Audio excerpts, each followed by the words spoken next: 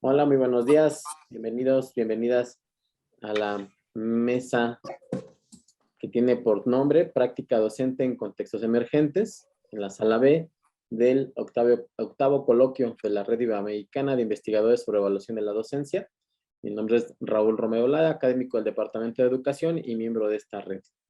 Pues bueno, el día de hoy tengo el gusto de moderar esta mesa. Las indicaciones generales son que cada uno de ustedes tiene para exponer su trabajo 15 minutos en el orden que hayan decidido de acuerdo a los miembros que presenten el día de hoy el trabajo que nos enviaron, y posteriormente a que terminen tendremos tiempo para preguntas y respuestas. En la experiencia de estos 2 días, ya hoy tercero, es que la hora de preguntas la verdad es que se nos va como agua. Afortunadamente ha habido bastantes participaciones y pues si no, no se preocupen que podemos hacer una ronda de participación otra vez de las ponencias, porque seguramente quedarán muchas cosas en el tintero, dado que nos hemos dado cuenta que estas experiencias acumuladas de la RIED y por otros participantes han sido muy enriquecedoras en torno a, si me permiten decirlo, la práctica docente,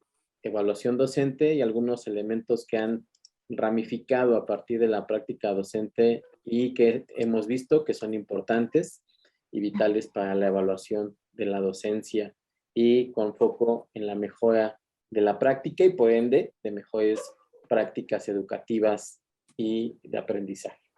Entonces, pues bueno, damos espacio a la primera ponencia, que se titula La evaluación docente en la práctica clínica en las residencias médicas, análisis de las transformaciones en la relación entre profesores y residentes en tiempos de COVID-19, por Liz Jamuy y Ruth Fuentes, de la Facultad de Ciencias, Universidad Nacional Autónoma de México.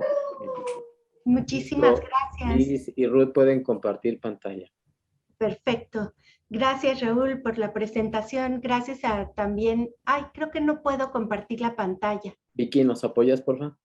Sí. Jerry, quitas la cortinilla, gracias. Ok. Entonces, ustedes me dicen cuando ya la vean. Está cargando. Listo, ya la vemos. Buenísimo. Entonces, bueno, pues el día de hoy la doctora Ruth Fuentes y yo... Perdón, Liz, perdón. Una última indicación. A todos los ponentes les indicaré cuando les sobren 3 minutos para que vayan cerrando, por favor. Listo, ahora sí, perdón la interrupción. Gracias, Raúl. Bueno, el día de hoy les vamos a presentar este trabajo sobre la evaluación docente en las residencias médicas en tiempos de COVID-19, que es esta práctica de la evaluación docente tiene ya en la División de Estudios de Posgrado en las residencias médicas ya 7 años de realizarse continuamente, de tal manera pues que ya tenemos un gran acervo de datos y de conocimientos con respecto a lo que sucede en las diferentes sedes que son unidades de salud o hospitales en donde sucede el proceso educativo de los residentes. La mayoría de los residentes se forman en esto que se denomina especializaciones médicas en servicios hospitalarios y transitan por ahí como 3, 4 o más años, ¿no? Y los estudios que ellos realizan en las sedes están avalados por las universidades, de tal manera que es un acuerdo entre instituciones de salud, públicas o privadas, y finalmente las universidades que avalan y otorgan el programa académico que se lleva a cabo en la enseñanza. Y el profesor tiene un lugar muy importante en este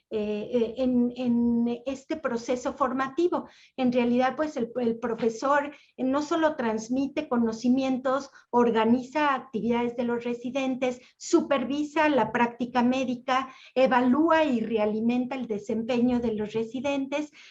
Por el otro lado, también asegura la eficiencia en los tratamientos de la atención a los los pacientes, favorece los ambientes de aprendizaje positivos, fomenta el desenvolvimiento ético, profesional y humano de los residentes y, por supuesto, ahora pues desempeña roles de la educación virtual que pues se han hecho como obligatorios también para actualizar la educación médica. Bueno, para poder hacer esta evaluación docente, se ha desarrollado un instrumento que se aplica desde el ciclo 2014-2015.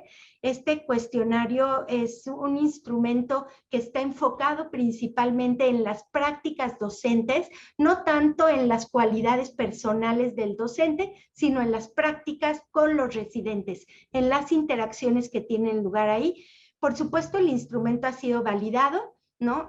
Tiene un alfa de Cronbach del 0.98 y tiene una varianza explicada de 83%, de tal manera pues que es robusto, es un instrumento robusto, ¿no? La estructura del instrumento, el cuestionario se aplicó en línea. Vamos a analizar en esta ocasión el cuestionario que se aplicó en el ciclo 2021 y pues está estructurado de la siguiente manera. La primera parte del cuestionario son datos académicos y demográficos del residente y del profesor, en donde se cruzan las bases de datos que hay en la división, ¿no? Entre, digamos, la base de los residentes y de los profesores para dar cuenta de esto. El instrumento está dividido en 3 secciones. Uno que tiene que ver con las interacciones académicas del residente, 4 reactivos, la supervisión académica del residente por su profesor, son 14 reactivos, y el tema del profesionalismo, que considera 9 preguntas. En este caso, cada dimensión tiene 5 opciones de respuesta, tipo Likert, ¿no?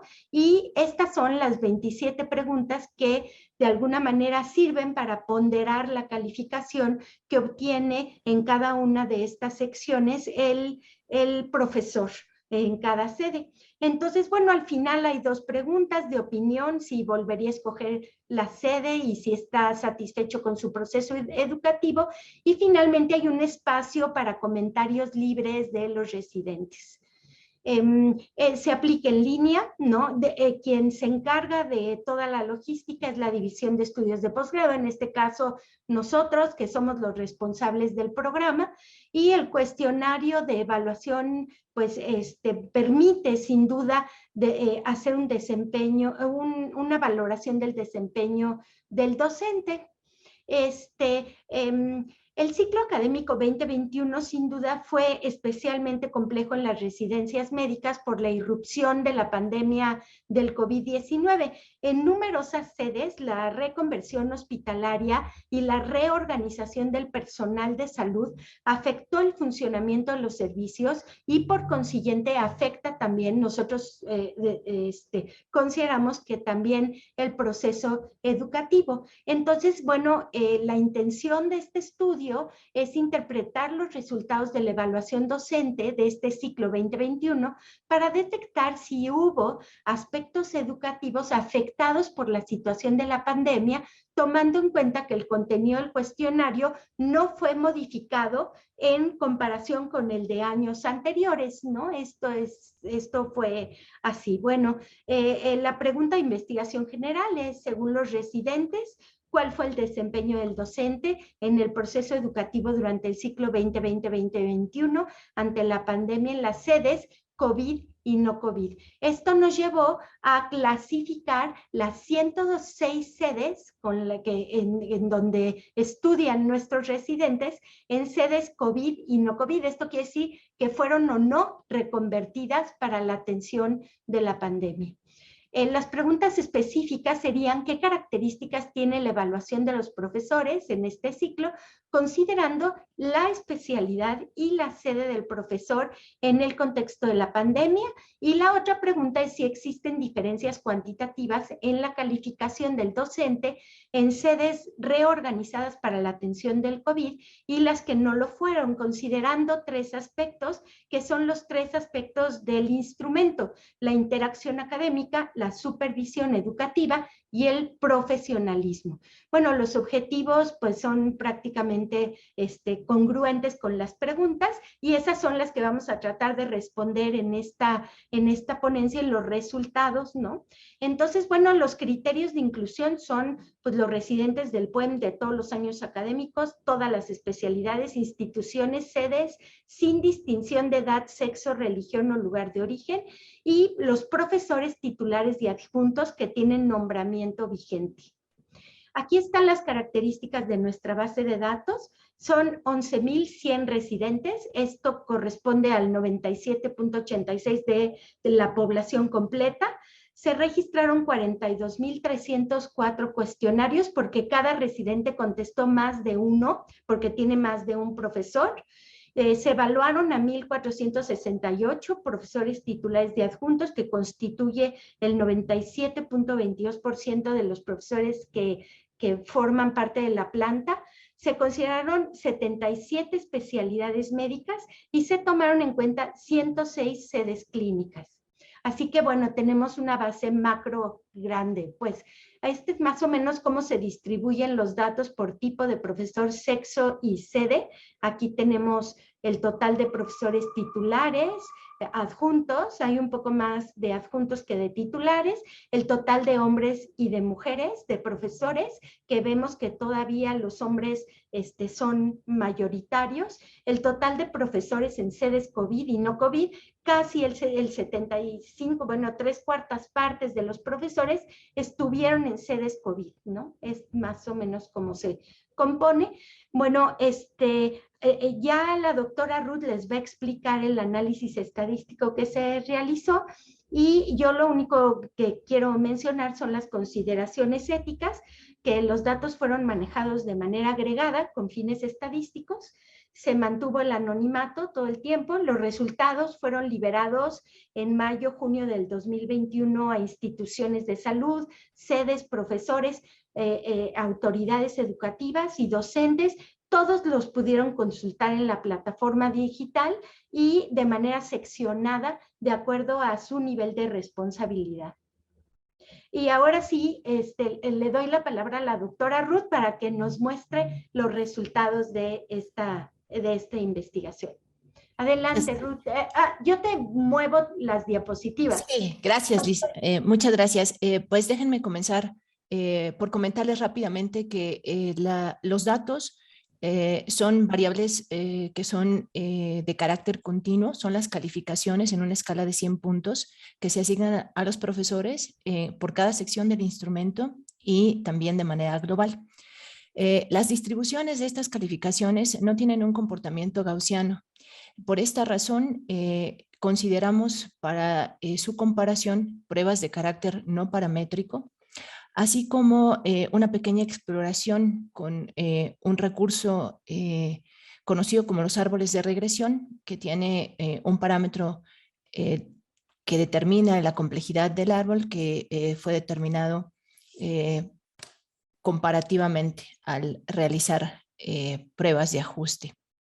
Entonces, en esta pequeña tabla lo que tenemos son las calificaciones promedio, la mediana, el rango intercuartil, las generales de resumen para la calificación global del profesor en la primera columna, y después esta calificación global la fuimos explorando en segmentos de la población que corresponden en las columnas 2 y 3 a las sedes COVID y no COVID. Si pueden observar en comparación con la mediana global, cuando consideramos a toda la población conjunta, que sería un promedio de 82.36, la calificación dividida por sede COVID y no COVID ronda alrededor de los mismos valores y no tiene una diferencia significativa. En el caso de... perdón. No, está bien, gracias, sí. En el caso de los profesores titulares y adjuntos, en esa comparación sí notamos una calificación ligeramente mayor para los profesores titulares y en las últimas dos columnas, que las tenemos por sexo, también hay una pequeña diferencia entre los profesores hombres y las mujeres. Ahora sí, Liz, por favor, la siguiente. Aquí está desagregada esta misma calificación global pero ahora en las columnas 2, 3 y 4 tenemos las estadísticas descriptivas para las secciones del instrumento. Y aquí cabe hacer notar que es la primera sección que corresponde a la interacción académica la que creemos que es más sensible en este año para los estudiantes, pues es la que recibe un promedio más bajo. La siguiente, por favor, Liz. Estas son ya unos diagramas de caja para mostrarles que en el caso de la distribución para las calificaciones en sedes COVID y no COVID, pues no tenemos una diferencia en la tendencia central como habíamos comentado. Sin embargo, para las sedes COVID sí observamos una cola en la distribución un poquito más pesada hacia las calificaciones bajas. Es decir, hay evidencia de algunos casos donde los profesores recibieron calificaciones más bajas comparativamente con la distribución de las sedes no COVID, aunque la diferencia entre tendencias centrales no resulta significativa. Les quedan 3 minutos, Ruth. Gracias. Creo que si quieres, Liz, podemos avanzar un poquito más. Déjenme mostrarles por especialidad estas distribuciones por tamaño de especialidad para las calificaciones de los profesores. Es interesante, estas especialidades son las más grandes, son las troncales, y como pueden observar hay comportamientos muy diversos. Entonces, si podemos pasar a las siguientes, después exploramos por sedes más pequeñas y dada la diferencia entre estas distribuciones, utilizamos estos árboles para encontrar alguna partición que resulte de grupos más homogéneos en términos de la calificación. Entonces, a partir de estos arbolitos podemos detectar 4 subgrupos de partición por especialidad, donde tenemos unas muy castigadas con promedios sobre el 64 y unas en el otro extremo con promedios ya sobre el 90. Un poco para que tengan una idea, aquí están los grupos por calificación para darnos una idea de quiénes podrían estar. Son bastantes, son, si no recuerdo mal, 77 especialidades, entonces pues ahí está toda la lista. Esto mismo se hizo por sede para tratar de detectar diferencias en las distribuciones de la sede y ocurre lo mismo. Hay unas sedes que son calificadas con promedios notablemente más bajos y algunas con promedios ya sobre el 85 prácticamente. Estas distribuciones, pues, si podemos ver la siguiente, Liz, para que se den una idea, estos son los hospitales, son las sedes en el grupo de las calificaciones que son más altas.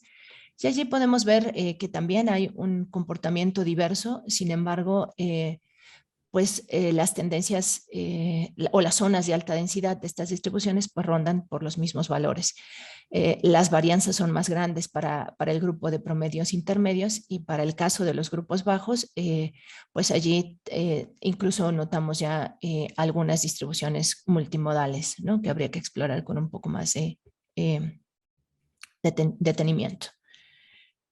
Por sección del cuestionario, lo que se tiene es que no hay necesariamente en todas las secciones, más que en la interacción académica, como habíamos señalado al inicio, una diferencia importante para los residentes es crucial la interacción académica con el profesor, y esto sí se vio alterado durante el periodo de la contingencia por el COVID. Si podían ir cerrando, Ruth, por favor. ¿Perdón?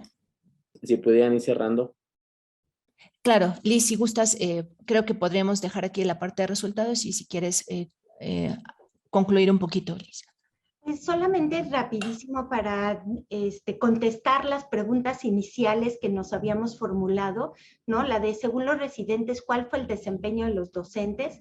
Podemos decir que la mediana global de los profesores de todas las especialidades y sedes del PUEM de ambos sexos en el cuestionario de opinión fue de, vimos 82.36, en el caso de las sedes COVID fue de 82.58 y de las sedes no COVID 81.23. La diferencia no es significativa, sin embargo, podemos decir que en las sedes COVID se observa un sesgo hacia calificaciones más bajas, ¿no? Y lo que pensamos que fue una afectación educativa pues, ¿qué características tiene la evaluación de los profesores considerando especialidad y sede? Pues para las sedes pueden identificarse 3 grupos, ya lo veíamos, ¿no? Veíamos cómo se agrupan. Y la otra, podemos decir que las diferencias cuantitativas de las calificaciones de los docentes en las sedes reorganizadas de la atención del COVID, de las que no lo fueron, se consideraron estos 3 aspectos. Podemos decir que el de la interacción académica fue el que realmente muestra diferencias y no así la supervisión y el profesionalismo, ¿no? Que es lo que pudimos ver. En fin, pues todavía teníamos algunas conclusiones que hacer, pero la idea original que nosotros pensábamos de que en sedes COVID el proceso educativo y la calificación del profesor se iba a ver más afectada, no fue necesariamente así. O sea, nuestra hipótesis no se confirmó en ese sentido, ¿no? Pero descubrimos otras cosas en estos estudios cuantitativos que hicimos con respecto al comportamiento de los profesores en las diferentes especialidades y sedes del programa, del Plan Único de Especializaciones Médicas. Si quieren lo podemos dejar aquí y si en la discusión surgen más preguntas, pues lo podemos ver con gusto. Claro que sí. Muchísimas gracias. Gracias, Liz y Ruth. Bueno, pues pasemos a la siguiente ponencia, número 2, con Gabriel Domínguez, Edith Cisneros, Galo Emanuel López, de la Universidad Autónoma de Yucatán. Y por acá ya había visto que está Gabriel. Entonces, muy bien, pues muchas Gabriel, gracias y buenos días a todos. Voy a compartir mi pantalla, por favor, cuando ya la puedan ver, me avisan.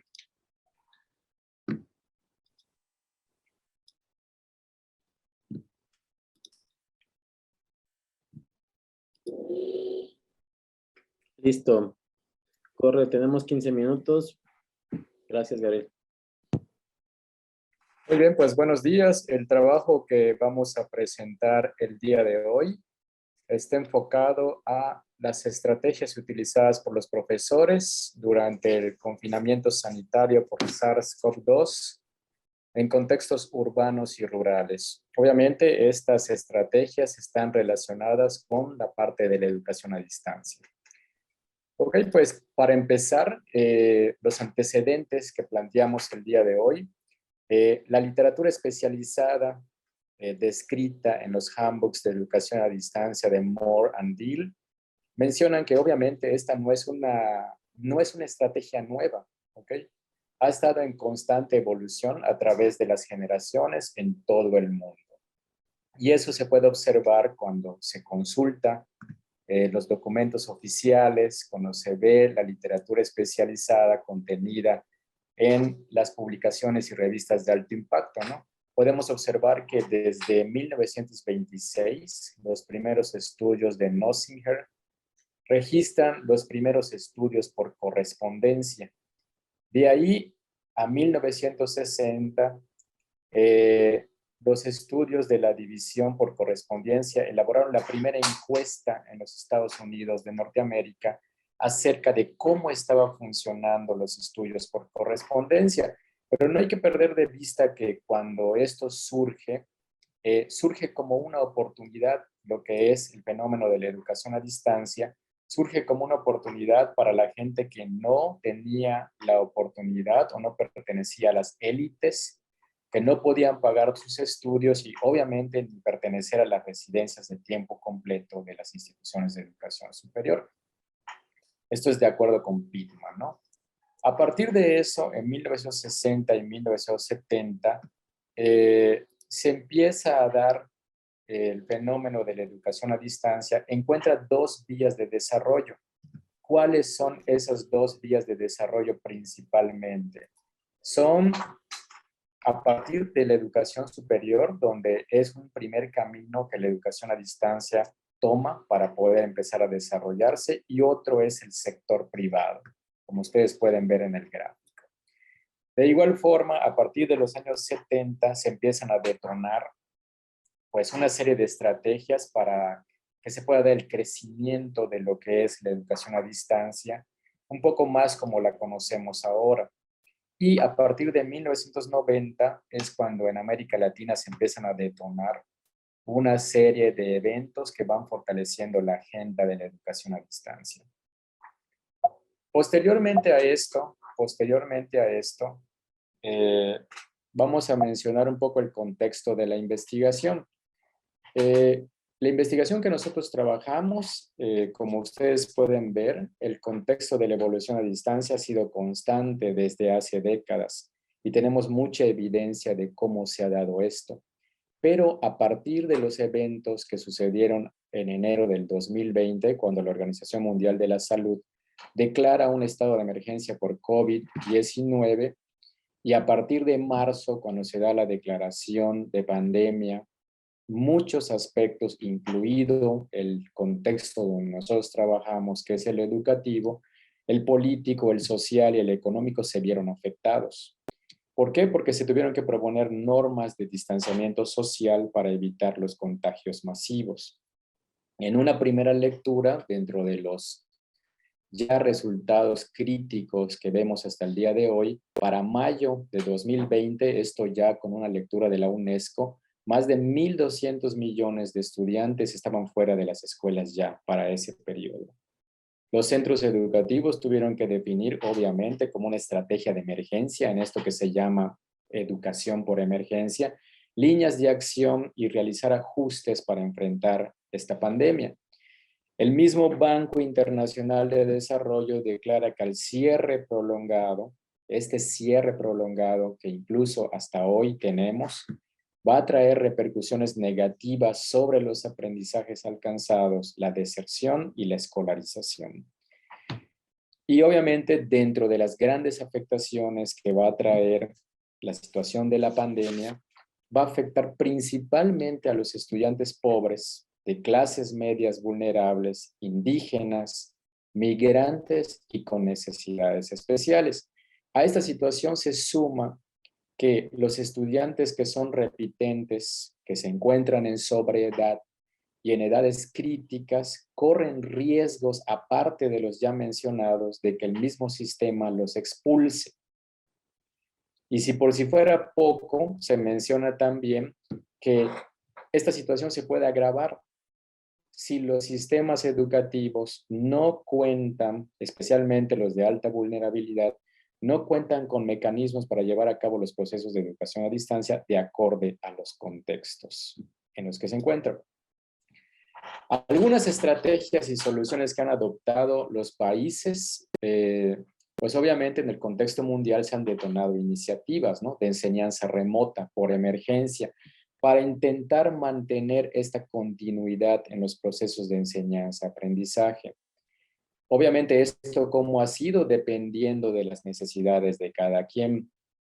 Hay gente que ha utilizado plataformas, hay gente que ha desarrollado contenidos, hay gente que ha trabajado con la habilitación de los profesores, sistemas de gestión de aprendizaje, recursos digitales, repositorios de objetos de aprendizaje. Han habido infinidad de estrategias, pero principalmente se han enfocado en dos tipos de estrategias: estrategias de primera generación con materiales, recursos impresos, radio, televisión, y la de segunda generación, que a lo mejor son con los que estamos un poco más relacionados, que son el uso de sistemas de gestión de aprendizaje y plataformas tecnológicas.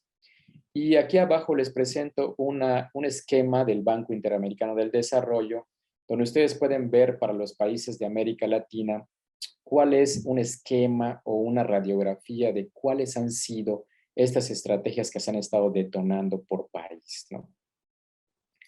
Además de eso, les comento el método que se utilizó en esta investigación. Fue un trabajo de tipo cuantitativo, transaccional, y el método de recolección de información se dio a través de cuestionarios en línea, que eran las características que nos permitían en ese momento. Además de esta situación, la población con la que se logró contar fueron 2.063 estudiantes del nivel superior. 82% eran de escuelas públicas y el 18% fueron de escuelas privadas.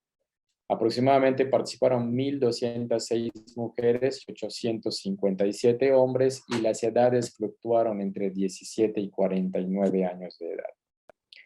Los contextos, aproximadamente el 25 eran de comunidades rurales y el 75 de comunidades urbanas. La escolaridad de los padres, de los datos que pudimos analizar, pues el 43% de las madres contaban con máximo secundaria y el 30% de los padres tenían como nivel máximo los estudios de secundaria. Utilizamos un instrumento que estaba dividido en 5 secciones, que era la sección 1 de tareas y estrategias, sección 2 diseño del curso, comunicación, interacción, contenido y actitud. Y aquí abajo les dejo el formato de la escala que utilizamos para realizar la medición. Uno de los datos importantes que se pueden comentar está relacionado, conocemos el análisis de las estrategias por contexto. Ustedes pueden ver acá cómo el comportamiento en los contextos urbanos y rurales tiene pues algunos datos importantes de resaltar. Vean ustedes cómo en el contexto urbano, todo lo que es el dominio 3, dominio 4 y dominio 5 tienen unos porcentajes mayores a los encontrados en el contexto rural, principalmente enfocados al área de comunicación e interacción, contenido que se manejó durante la pandemia y un elemento que es sumamente importante para el éxito de los cursos a distancia, que es la actitud del profesor. Posteriormente, les presentamos el análisis por contexto y sexo, para que ustedes puedan ver qué opinan los estudiantes de contextos urbanos y qué opinan los estudiantes de contextos rurales con respecto a estas estrategias que sus profesores utilizaron durante el confinamiento. Pues los resultados son interesantes. Ustedes pueden ver cómo en el contexto urbano los estudiantes opinan que en cuanto al diseño de tareas y estrategias y el diseño del curso, los profesores, a pesar de que están por arriba de 3, son de las puntuaciones más bajas que se registraron. Y esto lo opinan tanto hombres como mujeres. Y pueden ver que el dominio 3 de comunicación e interacción es uno de los que se encuentra más altos en el contexto urbano. Todo lo que tiene que ver a la comunicación que haya entre los profesores, los estudiantes pues afirman que es buena, aparentemente. Ahora, desde el punto de vista de los contextos rurales, esto llama tremendamente la atención y cuando nosotros trabajamos el análisis de estos datos, vimos cómo la parte de contenido y actitud, desde el punto de vista de la evaluación de los hombres de contextos rurales, son de las menos que obtuvieron las puntuaciones, son de los dominios que obtuvieron las puntuaciones más bajas. Y si bien es cierto que las mujeres, pues hasta cierto punto las calificaron por arriba de la media, aún así la actitud de los profesores sigue siendo un aspecto importante en el contexto rural, más cuando se contrasta con los resultados de los contextos urbanos. E insisto, esto de acuerdo a la literatura especializada de los cursos en línea, la actitud del profesor es un elemento catalizador para el éxito de este tipo de modalidades. Finalmente, cuando contrastamos los contextos con el tipo de universidad a la que pertenece cada estudiante, ustedes pueden ver los comportamientos acá. En los contextos urbanos, vean el comportamiento para las escuelas públicas y para las privadas. Se puede ver hasta cierto punto comportamientos similares en las escuelas públicas y privadas. Vean cómo el dominio 3 sigue siendo el más valorado en los contextos urbanos y se conserva la parte del dominio 1 y dominio 2 con las tareas y estrategias y diseño del curso. Es lo que está obteniendo las puntuaciones más bajas a pesar de que dentro de la escala utilizada, pues los alumnos consideran que los profesores sí lo están realizando, pero le están dando la puntuación más baja en comparación con las otras 3, ¿no?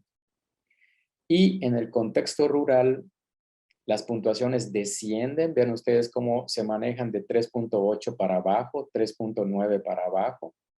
Y los dominios que siguen llamando la atención son la actitud y el diseño del curso, no importando si son de escuelas públicas o privadas.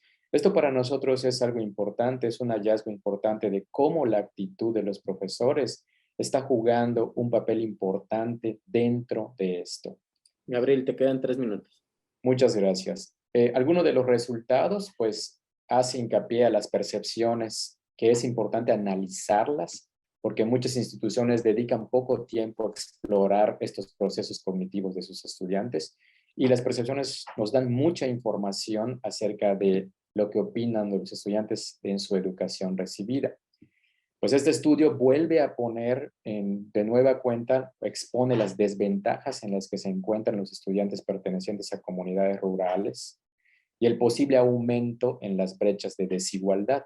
Esto es algo que vale la pena analizarlo, a pesar de que los documentos oficiales constantemente nos están diciendo de que debemos apoyar a las comunidades que son más necesitadas. Vemos que todavía se sigue dando esto, aún en un fenómeno reciente que acaba de ocurrir.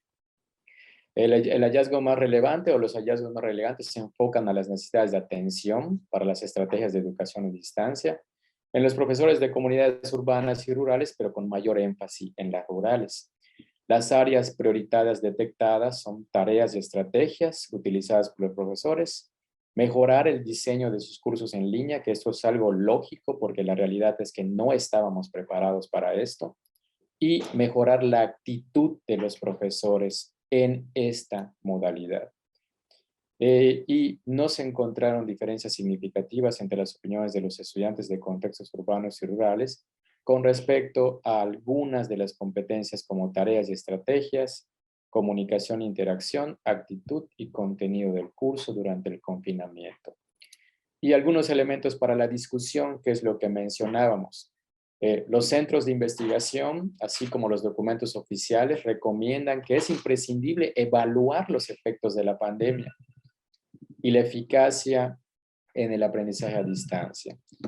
Se necesita mantener canales de distribución para que el aprendizaje remoto pueda llegar a los usuarios y, sumamente importante, los efectos que ha dejado la pandemia en los contextos educativos se han magnificado en los contextos rurales donde existe mayor cantidad de hogares con bajos ingresos y presumiblemente menos equipos en términos de dispositivos tecnológicos. Y es ahí donde hay que tratar de incidir para el mejoramiento de nuestros pueblos. Pues muy bien, eso es todo y muchas gracias. Gabriel, muchísimas gracias por tu presentación. Voy a dejar de compartir. Por favor. Bien, veo que de la siguiente ponencia ya está por acá Verónica Gallegos, si mal no me equivoco. Sí. Sí, aquí estoy. Perfecto. Pues bueno, damos paso a la ponencia número 3, los retos que enfrentan los docentes en la, supongo que es Escuela Rosario Maya Gutiérrez, Skildens, para el trabajo en línea a partir de la emergencia sanitaria. Y nada más reiterar lo ya mencionado, 15 minutos, te haré mención cuando falten 3 minutos. Ok. Listo, Verónica. Voy a compartir pantalla.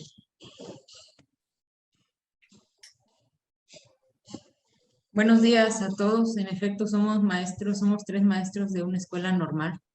No sé si mis compañeros estén por ahí, pero en esta ocasión les vamos a presentar los resultados de un ejercicio de evaluación docente que hicimos diferente a partir de esta situación que nos tomó por sorpresa a todos, ¿no?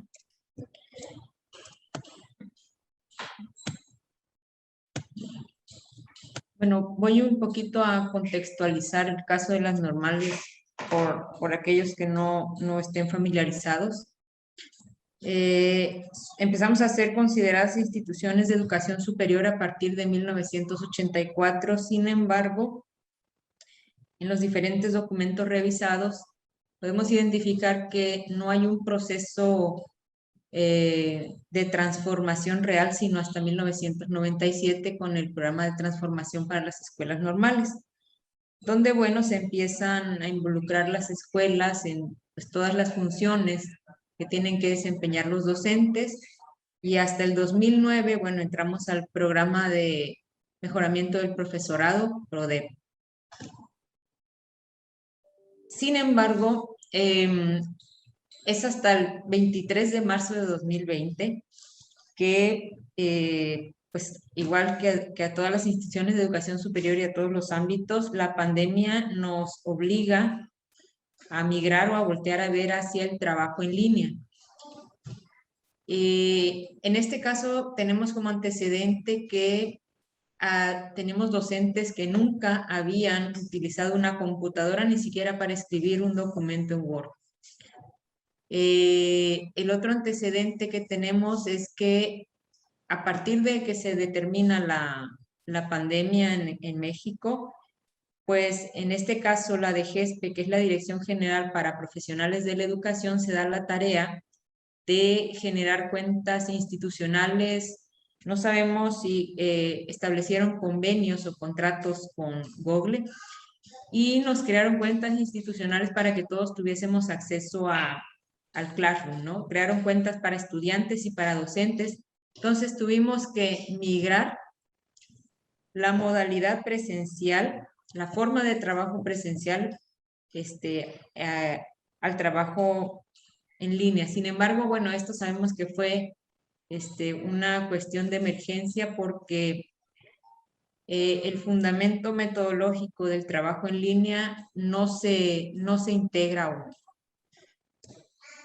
Bien, la finalidad de este ejercicio fue identificar las competencias de los docentes para el trabajo bajo esta modalidad. Por ser la situación que estábamos viviendo, nosotros antes de esto utilizábamos otro instrumento de evaluación y teníamos ya algunas medidas y estábamos intentando hacer otros ejercicios. Sin embargo, al entrar bajo esta modalidad, pues lo que quisimos saber es justamente esto de qué tan listos después de un año, qué tan preparados estábamos después de un año para el trabajo no presencial, porque al mismo tiempo que nos crean las cuentas institucionales, las escuelas se dan a la tarea de implementar cursos para aprender el manejo de la plataforma, ¿sí? Sin embargo, sigue quedando pendiente la cuestión de todo lo que implica el trabajo en línea. Entonces, tenemos cursos para atender el recurso tecnológico, pero no la metodología de trabajo.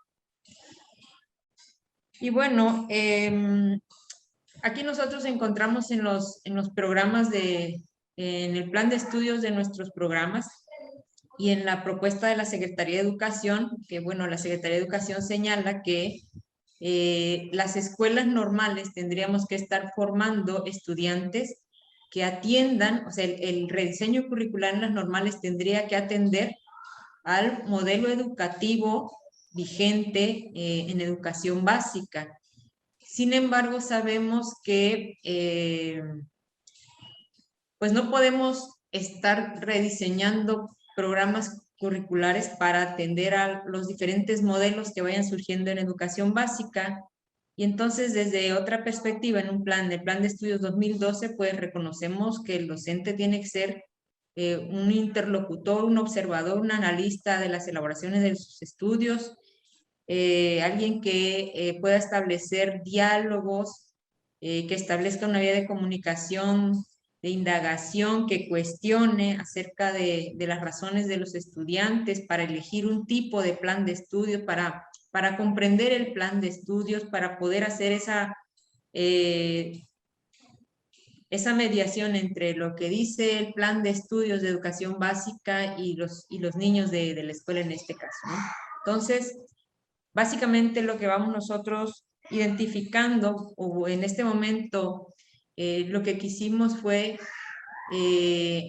evaluar las competencias de los docentes, pero teniendo esta mirada de hacia dónde tendríamos o hacia dónde tenemos que estar mirando los docentes de la escuela normal a partir de la pandemia, ¿no? Con el uso de los recursos tecnológicos. Y bueno, tenemos como punto de partida que debemos de enseñar a los estudiantes a reflexionar en torno a su propia docencia, a también hacer uso de la argumentación como una herramienta básica en el proceso de transformación de la docencia. No estábamos en posibilidades de diseñar un instrumento porque nos iba a llevar un poquito de tiempo y bueno, estábamos ante la urgencia de poder tener un referente de las competencias de los docentes, entonces nos dimos a la tarea de buscar un instrumento que recuperara de alguna manera estos planteamientos que son básicamente los que dan sentido a la formación docente, y encontramos este instrumento que además era un instrumento para evaluar la docencia en línea, pero obviamente teníamos que hacer una revisión para valorar la adecuación lingüística y algunas otras cosas, ¿no? Entonces, con este modelo nosotros lo que hicimos fue hacer esa revisión de contenido. ¿Por qué? Por los términos, en primer momento por los términos que maneja este modelo y los términos que se manejan desde nuestro plan de estudios. Y entonces, desde esta perspectiva, hicimos esa revisión de contenido con docentes de otras escuelas normales, bajo juicio de expertos, tomando como criterios para revisar este instrumento, claridad, relevancia, congruencia y suficiencia de cada una de las competencias a las que refiere este instrumento. En general conservamos la estructura del instrumento, las 3 dimensiones, 9 competencias, sin embargo, ajustamos los indicadores. Aquí se me fue el dedo y ajustamos, eran 72 indicadores, si no mal recuerdo, del instrumento, nosotros ajustamos a 35.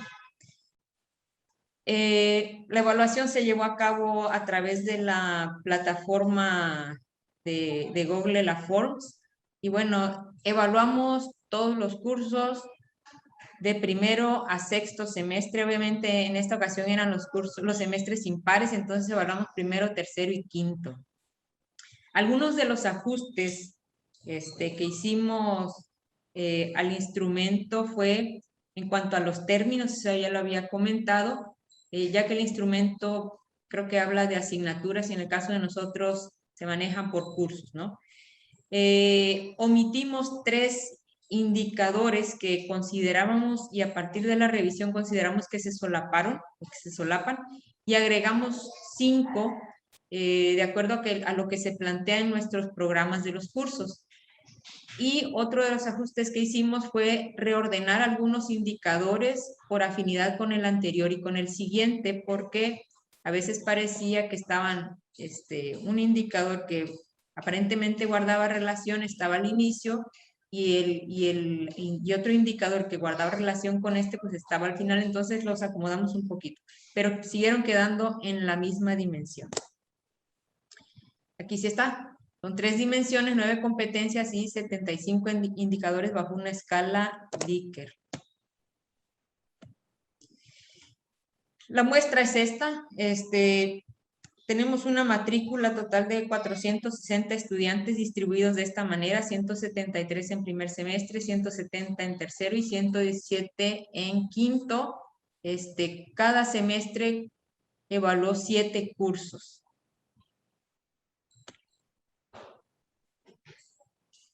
Bueno, en términos generales, lo que nos preocupaba era la consistencia interna del instrumento, y la verdad es que hicimos la prueba y la consistencia fue muy buena, tanto con todos los datos como por semestre. Entonces, a partir de aquí empezamos a hacer los análisis de resultados. Otro dato que también nos dio mucha confianza del instrumento fue que las dimensiones y las competencias mostraron correlaciones altas y significativas. Entonces, no puse la tabla porque es un poquito grande, pero las correlaciones fueron altas y significativas. Bueno, en términos generales, pues aquí tenemos los resultados de las medias promedio por dimensión. No hay nuestra escala va de 1 a 4, sin embargo, no hay ningún valor por debajo de la 3. Sin embargo, pues identificamos un fenómeno similar al de la presentación anterior, ¿no? Que siempre hay alguna dimensión que se va quedando en la cola. En este caso, de manera general, y a diferencia de lo que pasa en la evaluación que aplicamos de manera presencial, en este caso, la dimensión con el mejor puntaje es la que tiene que ver con la planeación, que en este caso se llama previsión del proceso de enseñanza-aprendizaje. Y aparentemente la mejor valorada por los estudiantes tiene que ver con la de la evaluación del proceso. Y bueno, aquí tenemos las competencias una a una y podemos identificar que obviamente la que era de esperarse, ¿no? La que tiene el menor puntaje es la del dominio de las TIC, que está en la dimensión 1. Bueno, aquí tenemos un poquito las medias promedio por grupo para primer semestre y podemos identificar que en todos los grupos la competencia con el mejor puntaje a partir de la opinión de los estudiantes es la del dominio en el uso y selección de las TIC. Hicimos una prueba de contraste y lo que pudimos identificar en este caso nos llamó mucho la atención porque la única competencia que no muestra diferencia significativa en los 5 grupos de primer semestre es la que tiene que ver con el enfoque del curso. Es decir, los maestros tienen claro el enfoque del curso, sin embargo, las formas de interpretación, nosotros asumimos pues que las formas de interpretación pues son diversas, ¿no? Aunque se plantee desde la planeación el enfoque y todos tengamos claro cuál es el enfoque, las formas de interpretarlo y de aterrizarlo son diferentes. Verónica, te quedan 3 minutos. ¿Mande? Te quedan 3 minutos. Ok, en el caso de primer semestre identificamos 3 modalidades de trabajo con los maestros. Me voy a ir un poquito más rápido. En tercer semestre, la misma competencia es la que tiene la puntuación más baja, pero aquí definitivamente pues el trabajo de los maestros es bastante homogéneo. Aquí lo podemos ver también. En el caso de quinto semestre, la misma situación, el dominio de las TIC. Sin embargo, aquí definitivamente las prácticas de los docentes son heterogéneas totalmente, ¿sí? Aquí lo podemos ver en la gráfica. En los 4 grupos que se evaluaron en quinto semestre, las prácticas de los docentes son heterogéneas, nos dan cuenta de esa heterogeneidad. Y bueno, como conclusión y también como discusión, pues el primer hallazgo no es la cuestión que tiene que ver con el enfoque y con esta forma homogénea de ver por parte de los maestros el enfoque, y sin embargo, pues se pone en contraparte la interpretación que hacen de la misma, ¿no? Los estudiantes de primer semestre pues tienen la mejor percepción de sus maestros como era de esperarse. Sin embargo, esta con el paso de los semestres pues va cambiando. La homogeneidad que se observa en las percepciones de los estudiantes de tercer semestre, abre la discusión para indagar un poco al interior de la academia y también valorar los perfiles de los docentes que tuvieron a su cargo los cursos con estos grupos. Y en contraparte, pues también la heterogeneidad de la percepción de los alumnos de quinto semestre, que nos llevaría a hacer pues la misma discusión en relación al trabajo al interior de la academia y a los perfiles de los docentes que tuvieron a su cargo esos cursos.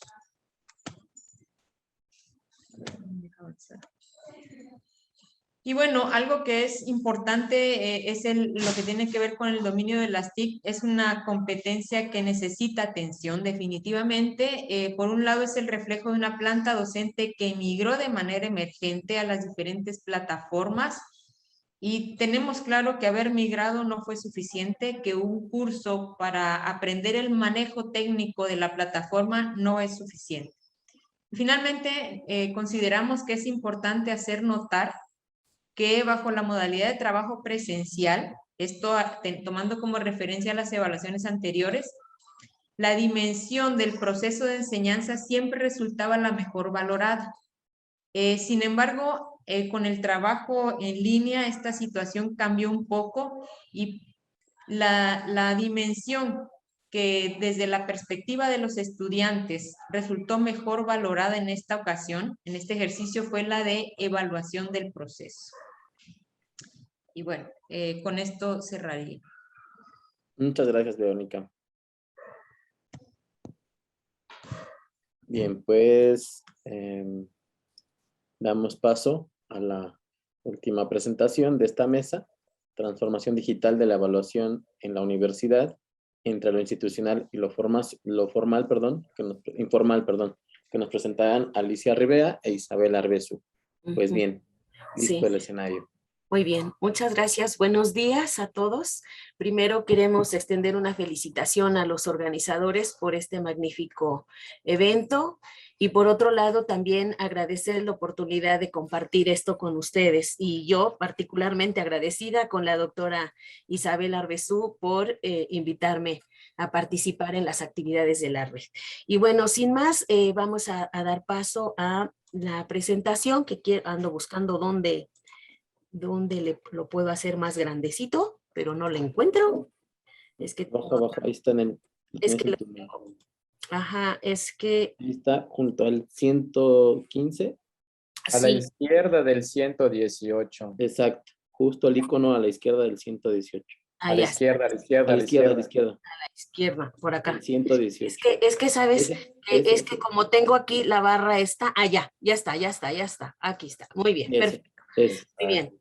Bueno, pues les comentamos un poco que efectivamente el cambio de los escenarios educativos de lo presencial a lo virtual ha generado una serie de debates importantes, pero pues más allá de eso también nos deja el reto de ir pensando en la evaluación de la docencia. Y en ese sentido nosotros quisimos acercarnos a estas evaluaciones que los estudiantes hacen en las diferentes plataformas y redes sociales. Ya nos habíamos enterado en algún momento en que los alumnos tomaban o pedían referencias de los profesores para poder, digamos, tomar el curso con ese profesor. Y entonces nos dimos a la tarea de eso y para eso quisimos acercarnos a esta modalidad de evaluación en línea. Y para bien. eso... Perdón. Adelante. Gracias. Como bien lo dijo la doctora Alicia, nos pareció un tema desde nuestro punto de vista y hasta donde pudimos encontrar poco estudiado y a diferencia de lo de los cuestionarios de evaluación que ya pues se ha estudiado muchísimo, ¿no? Y bueno, en este sentido, ¿qué hicimos? Bueno, el objeto fue el acercamiento a las evaluaciones informales, como dijo la doctora Alicia, que realizan los estudiantes de esos profesores por internet. Bueno, obviamente revisamos literatura, artículos, libros, en diversas bases de datos, utilizamos términos de búsqueda como evaluación informal, educación superior, no formal, y esto nos llevaron a otros como evaluación docente extraoficial, evaluaciones públicas en internet. También tuvimos acceso a una página de Facebook exclusiva de estudiantes universitarios. Después, a nivel teórico, pues estuvimos también revisando autores para poder fundamentar qué significa o qué se entiende por evaluación informal. Pues en un artículo que escribimos el doctor Stey, Gloria Contreras y una servidora, hablamos mucho que, bueno, la evaluación que se hace de cualquier, no solo de los profesores, sino de tu colega o de lo que quieras, generalmente es informal porque todos los días estamos evaluando. Sin embargo, la formal es aquella que es estandarizada, que debe, digamos, que estar registrada, planificada. Y bueno, también nosotros pensamos que este tipo de evaluaciones informales, digamos, que son tan invisibles, que no nos damos cuenta, ¿no? Y que tiene que ver con una introspección y una experiencia personal de la persona que esté evaluando. Por otro lado, Perrenot y Moreno te dicen que bueno, que en estas evaluaciones que se hacen informales, pues se emplean juicios de valor y en estos juicios permea la idea de excelencia que se les exige a los profesores por parte de las instituciones y en general todos estos criterios rígidos y de sumar y que tiene que ser muy bueno, etcétera. Y después nos fuimos a allá empezar a buscar los tipos de evaluaciones que hacen los estudiantes en Internet. Y en este sentido, revisamos autores como Hinz, que te dice que, bueno, siempre ha sido controversial. Él habla poco de los cuestionarios, pero sin embargo te dice que es controversial. Y de este tipo de evaluaciones informales te dice que más bien es un concurso de popularidad, ¿no? Que los profesores dicen, este es el mejor, este es el peor, etcétera. Y eso realmente, pues, no aporta muchas cuestiones en torno al trabajo de el profesor en el aula, porque también nosotros diferenciamos lo que es evaluación docente, que tendría que ser evaluación de la docencia. Bien, la que sigue, y ahora ya hablando de lo que se encontró, de acuerdo con los autores que están señalados arriba, digamos que hay algunas formas de evaluar. Hay uno que es ratemyteacher.com, que está en Estados Unidos, el Reino Unido, Canadá, Irlanda, Australia, Nueva Zelanda. Y hay otro que es Rate My Professor, que también se da en países de habla inglesa. Y luego hay unos que se crean en la India, My Favorite Teacher, o en Corea del Sur, en Alemania. Sin embargo, hay uno que es Mis Profesores, que está disponible en 18 países y entre ellos México. Ahora, pues vamos a hablar un poquito de cada uno, pero muy brevemente. Esto de Rate My Teacher inicia en el 2001, en el 2018 se moderniza o se reestructura y más o menos tiene como 15 millones de calificaciones por más de para más de 1 millón de profesores. En este caso, se valora la puntualidad, el vestuario, el humor y la motivación del profesor, que eso me gustaría luego preguntar al colega de la Universidad de Yucatán qué entienden por motivación. La que sigue, por favor.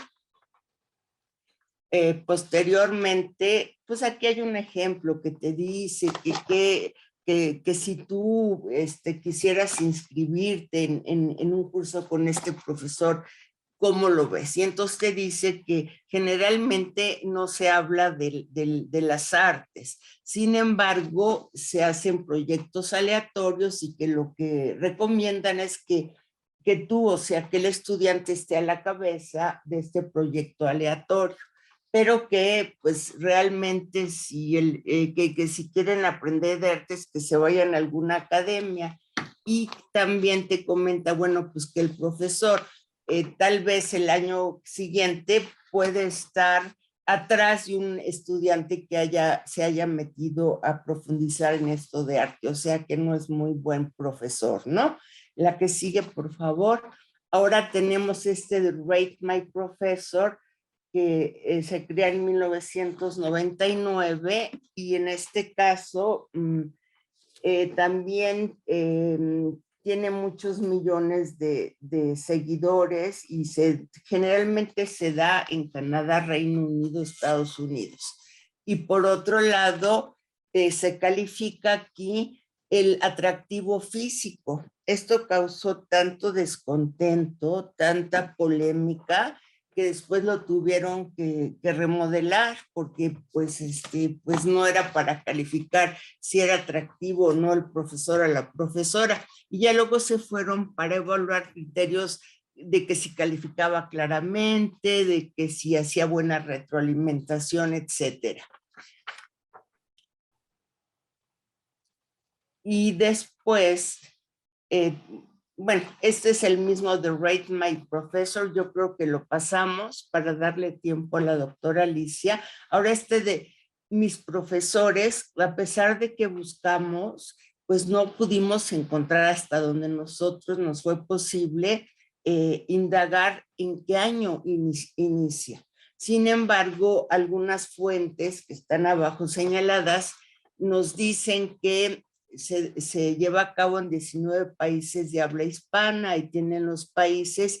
En México, digamos que es el mayor porcentaje que los estudiantes califican de otros países de habla hispana.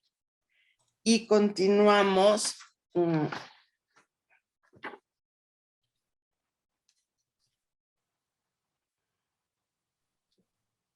Con algunos comentarios de, por ejemplo, aquí te dice que tiene más de casi 1,5 millones de visitas y el total, o sea, casi el 90% de estas visitas provienen de México y las otras en un menor porcentaje de Perú. Y pues aquí te vuelve a decir que en estos más de 3,000 instituciones, digamos que los estudiantes escriben de ellas, entre los cuales está la UNAM con un gran porcentaje de 20,000 evaluaciones y la UAM con sus 5 unidades con más de 5,000 evaluaciones. Y es parecido, si quieres le pasamos a la que sigue para que te dé tiempo, Alicia. Y después tenemos, también esto es muy interesante porque estos autores que se mencionan hacen un estudio, una investigación de 600,000 evaluaciones a estudiantes en de mis profesores del 2008 al 2018 y resulta que encontraron que los estudiantes calificaban mejor a los profesores hombres que a las profesoras, sí, a las mujeres, y en también criticaban la forma de vestir inclusive de las mujeres más que de los hombres, y esto es muy curioso, ¿no? Y me parece que terminamos con algunos ejemplos. La que sigue, por favor. Para que ya la doctora Alicia pueda terminar. Tenemos algunos ejemplos de lo que comentan. No se ve muy claro, pero te dice, bueno, aquí quitamos el nombre del profesor, pero es un laboratorio de electricidad y magnetismo. Y dice, es muy buen profesor, explica muy bien todo. Solo se va algo rápido, es muy fácil pasar, o sea que no es muy fácil, solo que realmente participes durante todo el curso, y dice que solo 5 pasaron con 8 y fue la calificación más alta. Y el de abajo te dice que es un pésimo profesor, que se la pasa alardeando, presumiendo, y que ni siquiera es de la UNAM, que mejor se vaya a Chapingo donde él estudió, entonces lo califican muy bajo con la mano bajita. Y ahora la doctora Alicia les va a hablar de las redes sociales. Sí, gracias, doctora Isabel. Muy rápidamente por el tiempo, que ya tenemos como 3 minutos nada más. Sí. Bueno, como saben, las redes son herramientas tecnológicas técnicas que permiten al usuario crear perfiles de sí mismo y además son formadas por comunidades de individuos con intereses, actividades o relaciones en común. Esto les permite establecer contacto entre las personas y funcionan como un medio para comunicarse e intercambiar información, como es el caso de los estudiantes universitarios. Y bueno, como ustedes saben, hay una diversidad de redes sociales. En este caso vamos a presentar los comentarios que hacen algunos estudiantes, tanto en Facebook como en algunos en WhatsApp. Así muy rápidamente, por ejemplo, aquí en la red de Facebook, los estudiantes lo que hacen es preguntar referencias acerca de sus profesores, ¿no? Y entonces ahí se van contestando que unos son excelentes, otros son exigentes, pero son buenos. En otros casos también señalan que en línea, en presencial son muy buenos, pero que en línea pues no mandan retroalimentación. Hemos de decirles que este trabajo de indagación lo hicimos en este tiempo de pandemia, por lo tanto entonces varios manifiestan que en lo presencial pueden ser excelentes profesores, pero ya en esta modalidad en línea pues no les gusta, ¿no? Aquí por ejemplo dicen, no me gustó nada, todo era vía WhatsApp y llegaba a ser un poco estresante por tantos mensajes. Ok, y bueno, en términos generales, rápidamente, fuimos concentrando estas valoraciones entre negativas y positivas. Aquí señalamos solamente algunas, por ejemplo, en lo negativo, que los comentarios, que hace comentarios inadecuados, personales, que genera miedo con su actitud y hace que los alumnos pues no participen y se cree poseedor de la verdad, etcétera, ¿no? Mientras por otro lado señalan que los motiva para que se esfuercen, se muestra accesible, el alumno sabe de qué habla, que habla de persona a persona, se interesa por el estudiante, demuestra interés también por la mejora de los aprendizajes. En la dinámica de la clase señalan que no responde a dudas o no lo hace de forma adecuada, dedica esfuerzo e interés por la asignatura en el caso positivo y también facilita la participación de los alumnos entre otros puntos. Y bueno, acá dice también que explica vivencias profesionales, personales. Esto es muy recurrente cuando se hacen análisis de buenas prácticas en la enseñanza tanto de primaria, media superior o universidad. Creo que este es un asunto recurrente. Luego, en cuanto al material, dice el profesor se centra en la teoría, no facilita, no hay tampoco realización de prácticas, eso lo demandan mucho los estudiantes. Por otro lado, en la parte positiva, dice que aporta buenos materiales para estudiar, diapositivas, videos, ejercicios de control, etcétera. Son algunas de las cuestiones que los estudiantes señalan que les gusta o no les gusta de sus estudiantes. Y bueno, podemos concluir que aunque en estas páginas revisadas los parámetros de evaluación siguen siendo estandarizados en todos los niveles. Y por otro lado también, a pesar de que presumen que tienen muchas visitas, hay profesores que no cuentan con evaluaciones, porque en el caso de mis profesores existen todos los profesores de todas las universidades y nos metimos ahí a ver y algunos no tienen calificación, ¿no? Por otro lado, en el caso de Facebook, bueno, al revés, conceden demasiada importancia a la valoración que hacen sus compañeros sobre los docentes, por lo tanto la participación en esas redes es muy alta, ¿no? Entonces, porque les permite entonces recuperar el sentir de los alumnos en el aula, ¿no? Y desde ahí ellos parten para poder tomar decisiones de con qué profesor van a tomar su curso.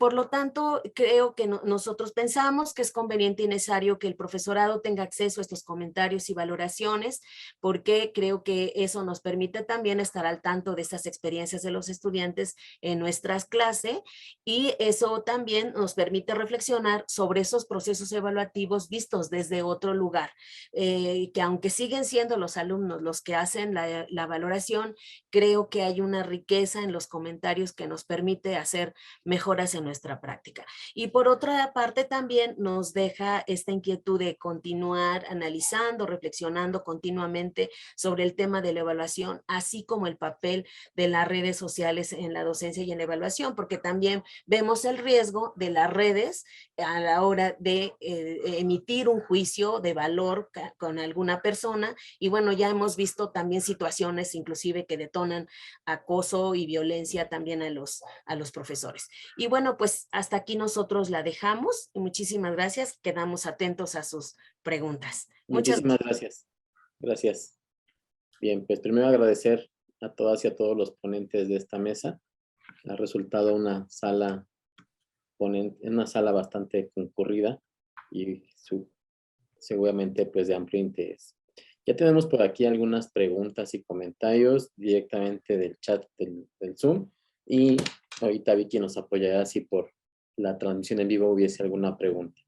Pues primero quiero recuperar algunas cosas bastante interesantes que justamente tiene que ver, o me identifico con ello, con el asunto de la tecnología que aparece pues como un tema ante esta cuestión de la contingencia que nos tomó a todos por sorpresa, pero que indudablemente no es algo nuevo. Desde finales de los 90s o mucho antes ya hablábamos de cuestiones de tecnología quienes estamos en este ámbito de la tecnología, y me hace recordar un estudio que hicimos en el ILSE a finales de los 90, principios de los 2000 precisamente, sobre el uso y disponibilidad de la tecnología en escuelas normales y telebachilleratos y etcétera.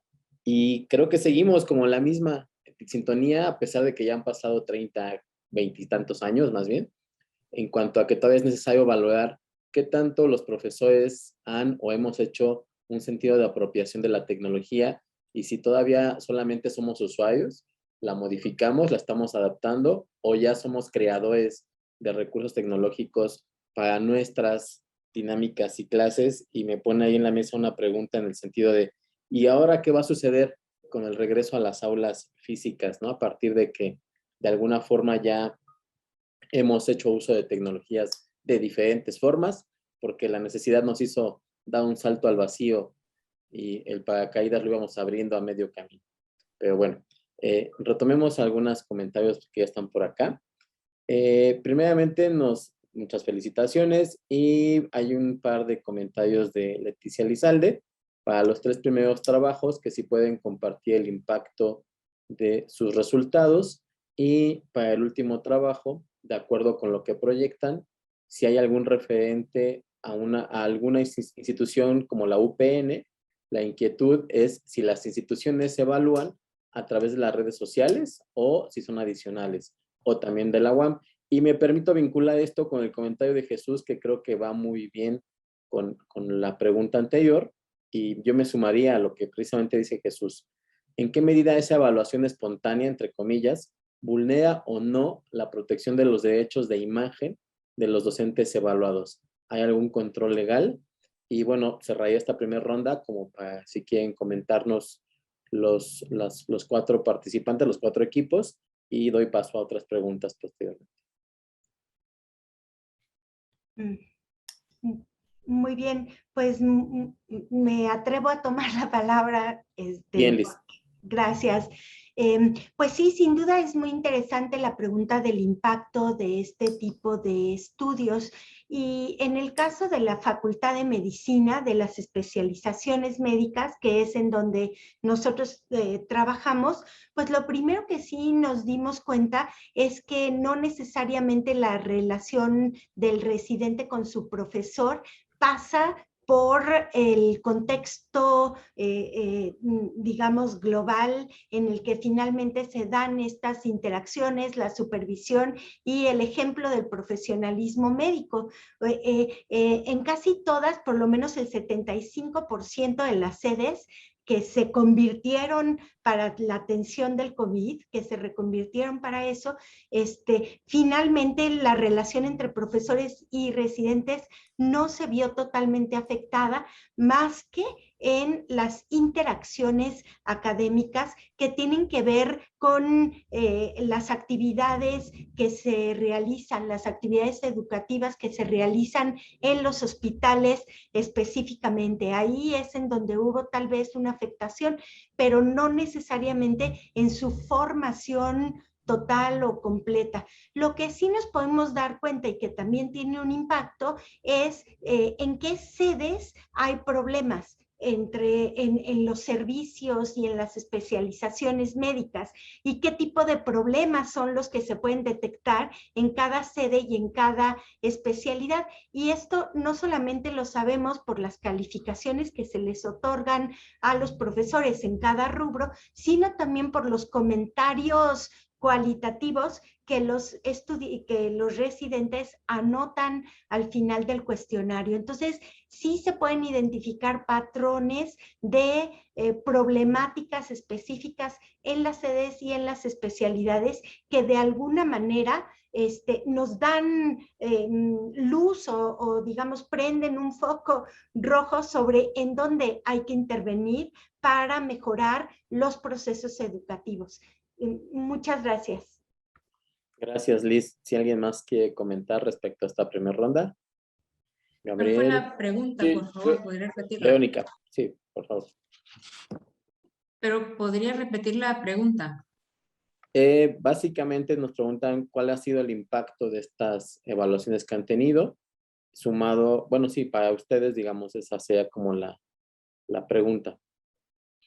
Bueno, yo creo que en el caso de nosotros, básicamente el impacto está en lo que tiene que ver con el enfoque, porque obviamente esa diferencia que hay entre la percepción de los estudiantes del enfoque y la percepción de la intervención, pues es lógica, ¿no? Pensándolo ya ahora en este momento, porque los planes de estudio son planes diseñados para una modalidad presencial, sin embargo, la intervención fue en línea. O sea, podemos tener claro el enfoque, pero el enfoque a lo mejor requiere de otros elementos ya para la parte de la intervención.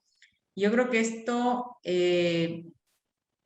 pues es interesante en este momento porque estamos en proceso de rediseño curricular, ¿no? Yo tiene algún tiempo que me venía planteando la idea de, bueno, ¿por qué no tener algunos espacios en línea? Yo decía, es interesante, las universidades tienen, nosotros somos institución de educación superior, ¿por qué no generar algún espacio de, ya sea de formación para la inicial o de formación continua en línea para entrar en esta dinámica también y que nos pueda permitir una mejor expansión, pero pues esto nos ganó, ¿no?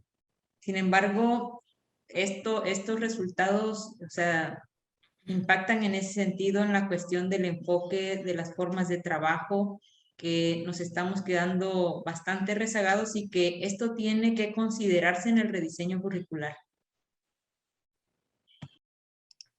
Gracias, Verónica. Ahora sí, Gabriel, por favor. Sí, yo quiero aprovechar un poco la coyuntura de lo que acaba de comentar Dina, que se relaciona un poco con la pregunta que hizo Raúl al principio de qué es lo que va a pasar ahora en esto de la pospandemia, ¿no? Después de la experiencia que hemos tenido en este gran laboratorio, si lo podemos llamar así, a nivel mundial, que es el hecho de que los profesores hayamos tenido que implementar pues, prácticamente un ecosistema de sistemas de educación a distancia para tratar de apoyar los aprendizajes de los estudiantes.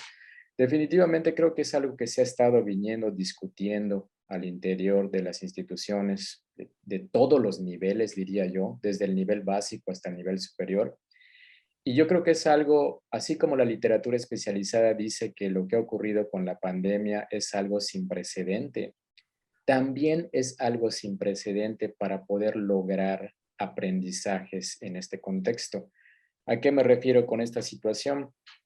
Al menos en la institución donde yo trabajo, siempre hay problemas relacionados con la cantidad de estudiantes, no hay salones disponibles para poder poner a los estudiantes, hay una matrícula excesiva de estudiantes. Entonces, creo que esto de la educación a distancia debe ser algo que, a pesar de regresar a la normalidad, pues, entre comillas, ¿no? Estos esquemas de educación a distancia deben de permanecer en todas las instituciones de manera regulada. No sé si ustedes se acuerden, pero como comentaba Raúl, en ese estudio que él hizo del ILSE, parece que no hemos avanzado nada aparentemente. Los problemas que se tenían en los 90 parece que ahora se han agudizado. Y eso trae a colación una situación. Los que están en universidades públicas deben de recordar que en los 90 la ANUYES publicó un plan maestro de educación a distancia. Y ese plan maestro de educación a distancia, muy pocas universidades pudieron implementarlo como tal, a grado tal de que si esa situación se hubiera manejado bien, se hubiera desarrollado al interior de las instituciones, pues a lo mejor no hubiera sido tan fuerte el impacto que hubiera tenido la pandemia ahora con nosotros. Sin embargo, en muchas instituciones, no me atrevo a decir datos porque no los tengo, pero sí pues, es latente la situación de que muchas universidades tuvieron que tomar algunas líneas de acción en emergencia para tratar de paliar esta situación. Y lo primero que se nos ocurrió es dar capacitación a los profesores, pero los otros trabajos también han evidenciado que estas capacitaciones en emergencia no son suficientes. No se puede formar a un profesor para que tenga competencias para la educación a distancia con 2 cursos o 3 cursos. Eso es imposible.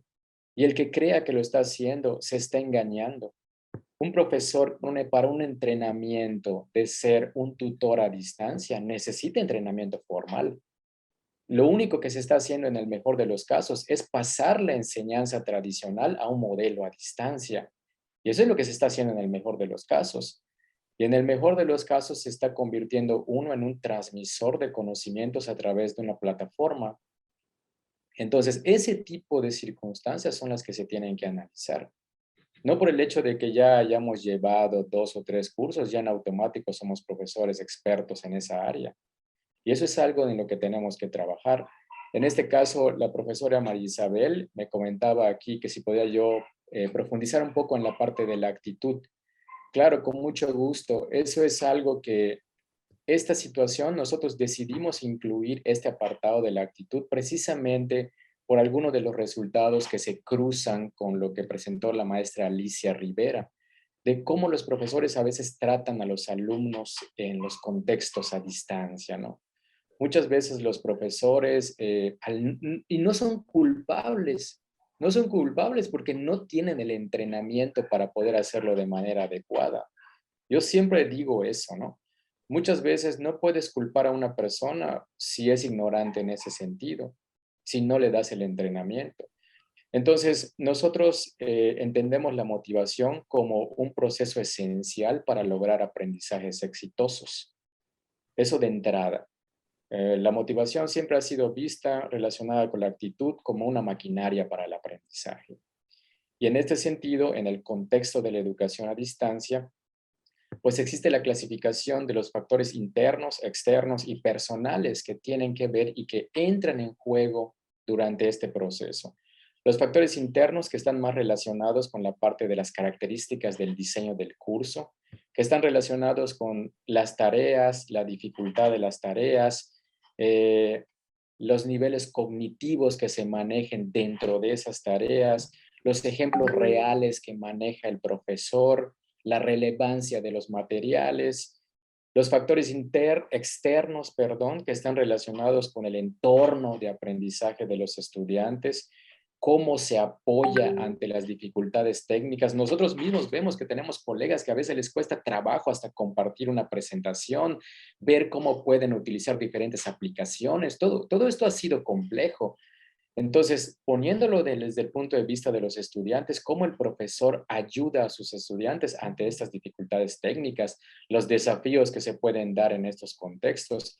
Y obviamente el escenario personal que está más relacionado con la parte de la autorregulación, algo esencial en el trabajo a distancia, que es la confianza que el estudiante pueda tener para desarrollarse en estos contextos y obviamente la satisfacción que se tenga para poder trabajar en estos ambientes, ¿no? Entonces, nosotros nos llamó la atención y actualmente, hablando de los impactos que nos están pidiendo dentro del chat, nosotros ahora vamos a implementar en enero un trabajo en nosotros en Yucatán tenemos 106 municipios y vamos a trabajar un proyecto que tiene un financiamiento de Estados Unidos actualmente. Vamos a trabajar en ver qué tanto en la comunidad más rezagada o con mayor vulnerabilidad social, en este caso en Yucatán, vamos a probar un proyecto que se enfoque a la parte de la actitud, para ver qué está pasando o si realmente cómo se están dando las condiciones dentro de este escenario que tuvimos que trabajar y en los contextos rurales. Vamos a ponerlo en práctica para ver qué es lo que va a pasar y esperemos que el día de mañana podamos convalidar nuestros resultados con algunos estudios que ustedes también presenten y podamos compartir. Pues muchas gracias y eso es todo de mi parte. Muchas gracias, Isabel. Alicia, si quieren comentar algo de esta primera parte para comentar otras cosas. Sí, hay una pregunta ahí. Sin duda, la pandemia nos puso una serie de retos y por supuesto ahora el tema de la evaluación de la docencia. Por supuesto, creo que ya no la podemos seguir con los mismos cuestionarios, con los mismos procedimientos, porque por las razones que ya señaló el doctor Gabriel. Efectivamente, tenemos una serie de dificultades que nos limitan y en ese sentido no podemos realizar ningún trabajo o ninguna evaluación estandarizada. ¿Por qué nosotros hablábamos un poco de lo institucional y lo informal? Porque bien lo decía la doctora Isabel, o sea, nosotros continuamente hacemos evaluaciones de carácter informal. En este caso en particular, son los estudiantes que de manera espontánea, tanto los de la pedagógica, yo me enteré primero por los de la pedagógica porque ellos se preguntaban primero en ese Facebook privado que tienen, donde empiezan a preguntarse sobre los profesores y desde ahí toman decisiones para poder decidir con quién ellos desean tomar los cursos. Y por lo tanto, entonces, no es oficial, no es institucional, es algo que ellos mismos se han organizado y en consecuencia toman sus decisiones, porque cuando ya les dicen con este profesor no, porque pasa esto, o con este profesor sí, entonces ellos ya deciden. Pero hace poco tiempo también nos enteramos que los estudiantes, por ejemplo, del posgrado de la UNAM, también tienen su WhatsApp, donde empiezan a hacer los mismos cuestionamientos de quiénes son los que los atienden, quiénes son los que son mejor tutores, quienes les apoyan, los acompañan, etcétera. Y entonces creo que ese es un tema que sí tenemos que empezar a considerar en estos procesos evaluativos. ¿Cómo pasar de esa parte informal a una parte más institucional? A esto me refiero cuando empecemos a ver cómo estos comentarios pueden ayudarnos a retroalimentar nuestra práctica. Los alumnos lo piensan desde cómo vivieron la experiencia en el aula y desde ahí lo comentan en esa comunicación horizontal de confianza entre los mismos compañeros. Me parece que es importante. Pero por otro lado, yo creo que este tipo de evaluación también tiene sus efectos. Y bueno, ahí será la parte que la doctora Isabel responderá esta pregunta de si hay algún control y esas cosas. Adelante, gracias.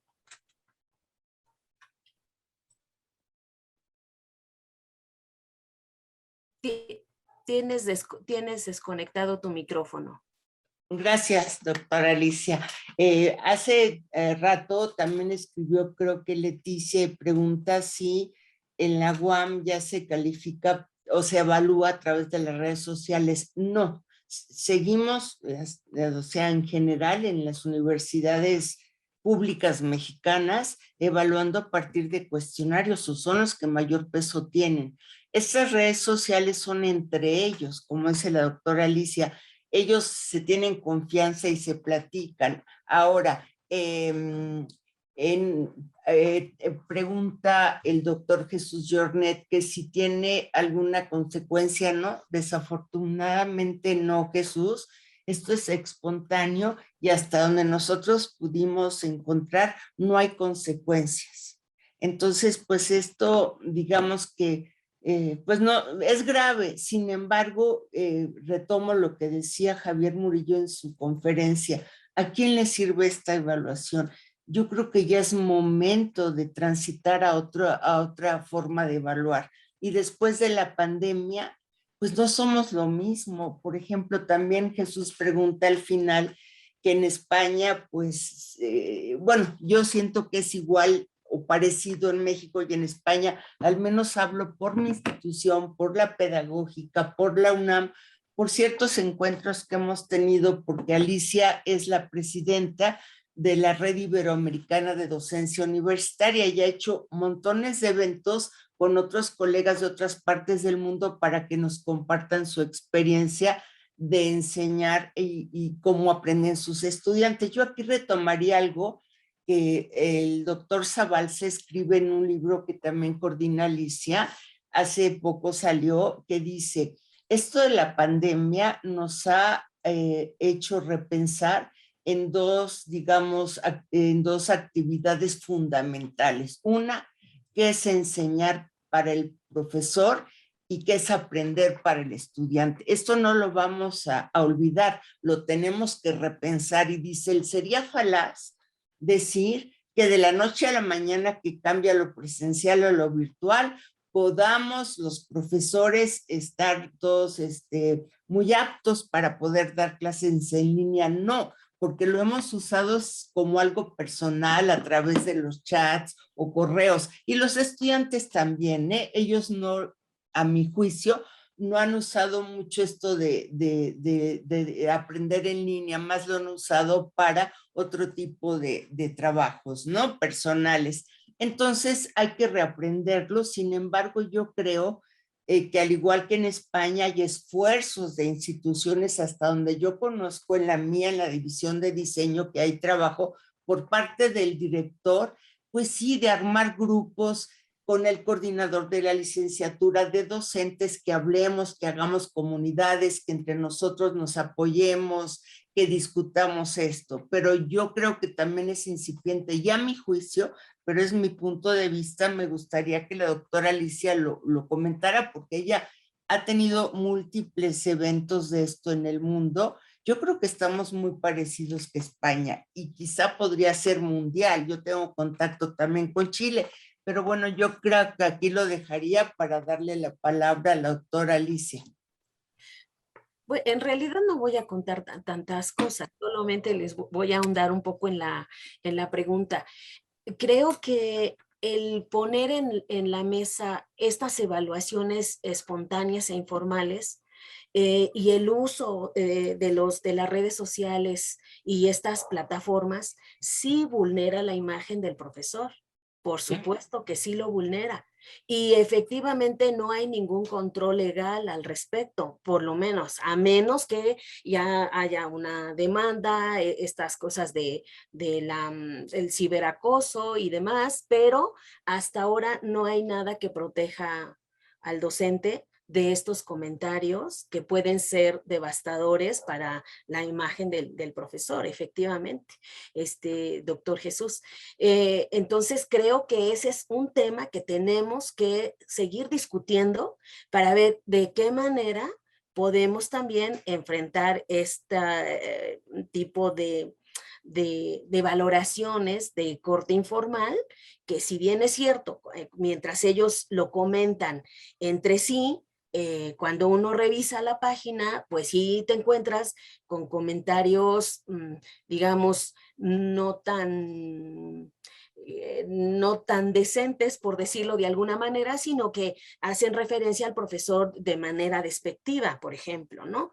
Claro que se queda entre ellos, pero eso puede, obviamente, salir. Y hay comentarios largos, inclusive en esas páginas de internet de misprofesores.com y en algunos otros, donde sí de verdad se van a la yugular al profesor con comentarios con mucha descalificación. Entonces, y ahí sí estamos un poco, digamos, desvalidos los profesores frente a esto. Y creo que es importante que lo consideremos y que empecemos a ver de qué manera podemos atender esa situación. Muchas gracias. Me permito retomar un comentario de Jesús para hacer una breve intervención y darle la palabra a Jesús.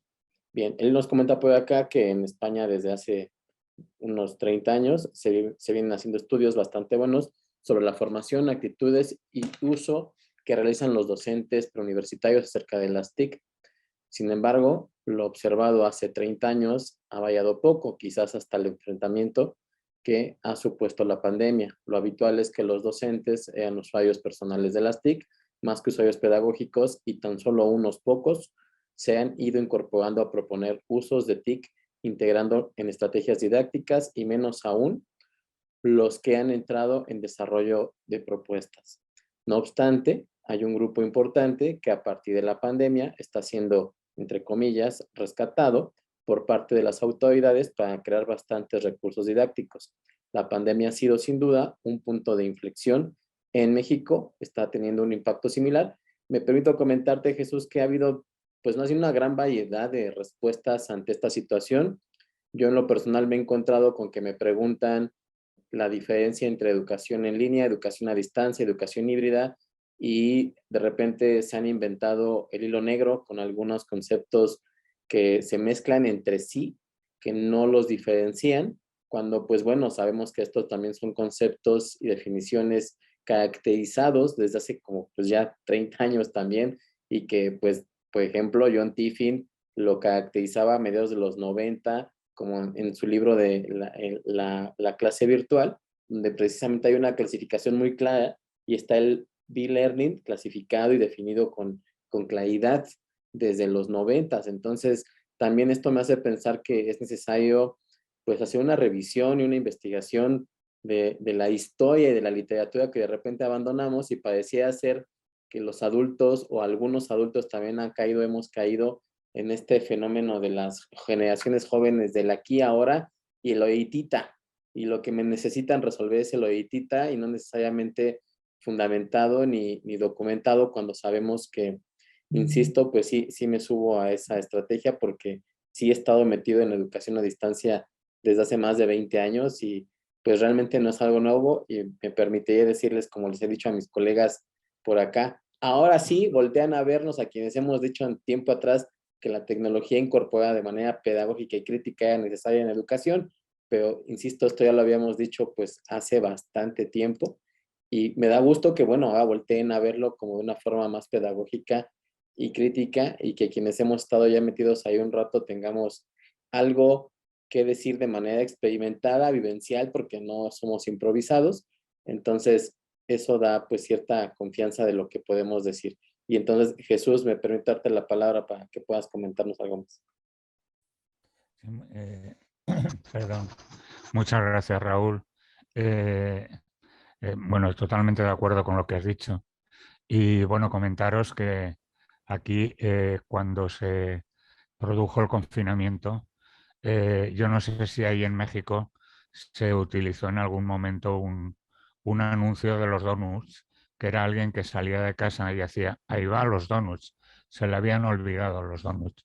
Pues aquí era algo así como que ahí van las tecnologías, ¿ahora qué vamos a hacer? Entonces, a todos pilló de improviso. Las actitudes normalmente eran más que contrarias, eran de dejadez, es decir, cada uno reproduce el modelo de enseñanza por el cual él aprendió. Y entonces, como la formación inicial está dirigida a la enseñanza presencial, no había ningún tipo de preocupación por lo de las tecnologías, salvo gente muy vocacional, pero gracias a lo de la pandemia, pues se ha visto la necesidad. Y si queréis, pues ya os mandaré, Raúl, por correo, las ligas que hay, por ejemplo, de lo que se ha hecho para apoyar ahora situaciones con tecnología. O sea que, por ejemplo, desde la Consejería de Educación de aquí, de nuestra comunidad, pues ya se ha ido reuniendo información para muchas materias, para muchos niveles educativos, de forma que hay recursos que se pueden usar por otros profesores y también por los padres. Entonces creo que eso es una dinamización importante. Y respecto a lo que planteabais de la evaluación espontánea, yo quería haceros una reflexión. No me quiero comer mucho tiempo, pero quiero hacer un poco de historia. Conté, no sé si el primer día o el segundo, que a nosotros nos encargaron montar el sistema de evaluación del profesorado de nuestra universidad en los años, en el 86-87, es decir, en pleno proceso de transición, recién salidos del franquismo, con una universidad absolutamente jerarquizada y con todo en contra. Una de las cosas que hicimos fue que todo el diseño de la evaluación fue sometido a consulta con todo el profesorado y con todo el alumnado. Y había una comisión central, que era la comisión de evaluación, que estaba compuesta al 50% por profesores y por estudiantes. Una de las cosas que aprendimos en esa situación es que o dábamos información o la evaluación espontánea iba a estar a la orden del día. Todos los días iban a haber evaluaciones que salían en la prensa. O sea, antes de que nosotros empezáramos a hacer evaluación, pues salía en prensa: los estudiantes de la Facultad de Física suspenden a sus profesores. Habían hecho una encuesta y la dieron a la prensa con nombre y apellidos. Los estudiantes de la Facultad de Geografía e Historia suspenden a sus profesores. Lo mismo. A eso le llamamos en aquel momento ya evaluación espontánea. ¿Cómo combatir la evaluación espontánea? Hay dos medios. Uno, toda persona implicada en el proceso de evaluación tiene derecho a recibir información. Entonces, si los estudiantes quieren poder saber cómo funcionan sus profesores para poderlo elegir, hay que hacer una buena selección de información que se pueda poner como lo poníamos en aquel momento, en el tablón de anuncios al lado de la secretaría, donde tenían que ir a inscribirse, a matricularse. Pues cuando iban a matricularse ellos veían tal persona en las 5 dimensiones que hemos evaluado ha obtenido tales puntuaciones. Entonces ya no tenían la necesidad de preguntar a otros en el bar, tomándose el café, ¿qué tal es este profesor? Tenían una información mejor, porque provenía de una encuesta. Entonces, si hay un sistema institucional que les da información, se combate, se quitan las ganas de hacer evaluaciones espontáneas, porque no tiene sentido. Y por otra parte, creo que hoy en día precisamente es muy necesario profundizar en la ley de protección del derecho intelectual y derechos de datos. O sea, si nosotros vamos a empezar a hacer o estamos haciendo clases por internet o compartimos materiales, a mí no me importa darle a un compañero mis presentaciones, mis diapositivas, y que las use. Sí que me importa que quite mi nombre y que ponga el suyo. Es decir, que borre mi autoría. Eso lo he vivido. Y lo he vivido incluso dentro de mi departamento.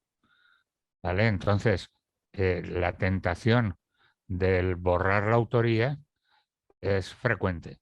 Pero es que me he encontrado en Internet que artículos que tengo publicados en régimen abierto, hay plataformas que los están vendiendo. O sea que si tú quieres descargarte el artículo, te pone pague $39 y lo tiene. Y te dan ganas de decir, de poner un anuncio, pero es que no puedes. Pero es que hay plataformas que están funcionando así. Ese tipo de problemas tenemos que ir como colectividad. Es decir, dentro de los cambios que hace falta hacer, hace falta que, aparte de que nosotros cambiemos dentro de las universidades o dentro de las escuelas, hace falta que la legislación, que lo que es el gobierno, atienda también esa nueva normalidad, porque si no, va a acabar siendo una anormalidad que nos va a causar muchos problemas. Entonces, en la actualidad ya os digo que es que yo me lo he encontrado. O sea, el otro día me encontré que de un libro que había publicado para una universidad privada hará 10 años, se han hecho como 12 versiones de ese libro especializados para materias. Era un libro genérico de enseñanza y de planificación de la enseñanza. Pues ahora está publicado como planificación de la enseñanza en lengua y literatura, planificación de la enseñanza en tal cosa. Y junto a mi nombre, que me han respetado mi nombre, ahora hay otro autor que ni conozco. Obviamente yo no sé con qué derecho han hecho eso. Supongo que en su momento, cuando me pidieron el libro, pues firmé sin mirar un contrato cediendo todos los derechos y han podido modificar, transformar, utilizar como les dé la gana. Entonces, ahí tenemos un problema. O sea que no es, digamos, un camino fácil transformarnos a decir vamos a hacer ahora cosas por Internet, porque también hay problemas de derechos que tendríamos que pedirle a las autoridades que nos respalden. Nada más era por eso. ¿Vale? Muchas gracias, Jesús. Isabel tiene por acá la mano levantada. Gracias, Raúl. Pues con respecto a lo que dice Jesús, estoy totalmente de acuerdo. Habría que abrir la evaluación para que se conocieran resultados, claro que con ciertos criterios. Ahora bien, eso sería, ahí está metida también la parte ética de la evaluación, Jesús, porque no, o sea, ¿cuál es la ética? Al menos estoy hablando por las universidades que conozco, ¿no? Públicas. Por ejemplo, en la UAM, te evalúan los estudiantes, procesan en Rectoría General, te regresan las evaluaciones, la ve la secretaria del primero ¿cómo se dice? Del director, la otra secretaria del no sé cuánto, llega a tu departamento y entre las secretarias, fulanito es bueno, menganito es malo, y a ti te la dan al final y tampoco se hace nada. Entonces, ¿dónde está también la ética de la evaluación? ¿Qué se hace con los resultados? Hay que transparentarlos, ¿no? Y ahí la institución nos tiene que apoyar. Es un cambio de actitud, es un cambio, un querer cambiar, porque ya no podemos seguir con lo mismo. Entonces, eso es muy, es grave, y lo que tú dices del internet y de los libros, pues está gravísimo, ¿no? Porque, como dicen los chavos, se fusilan las cosas, y bueno, ¿qué vas a hacer con eso? Pero en cuanto a la evaluación, estoy totalmente de acuerdo, transparentar, y cuando tú haces transparente algo, se evitan los chismes, los cuchicheos, las cuestiones de pasillo. Es lo que creo. Estoy de acuerdo. Gracias. Muchísimas gracias. Tan solo una cosa. Cuando te digo que lo hicimos público, sí.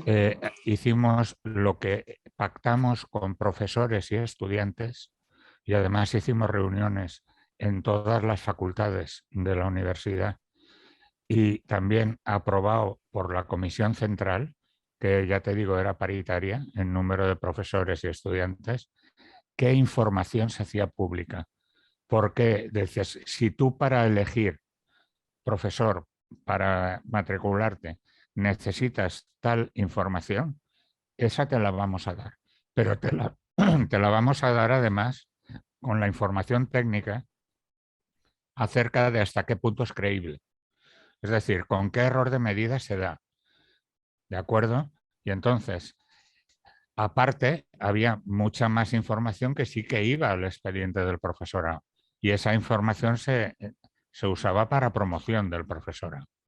Y luego se usó ya para asignarle complementos salariales y cuestiones así.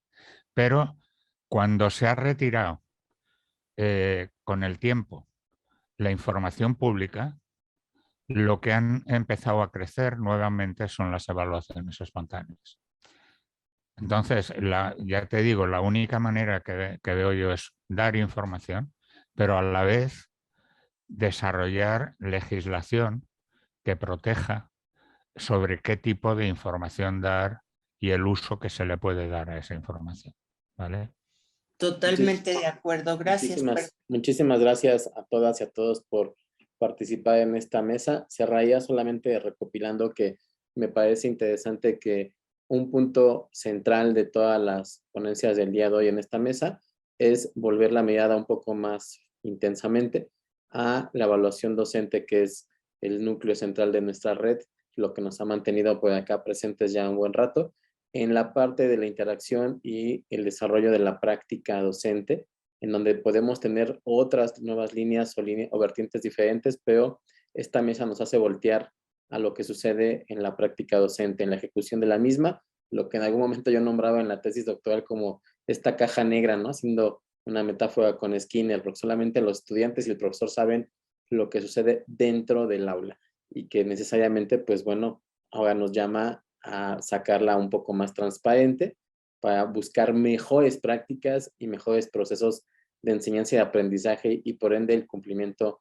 de metas, objetivos y competencias de nuestros planes y programas de estudio correspondientes a cada nivel. Muchísimas gracias, Jesús. Muchísimas gracias a todas y a todos.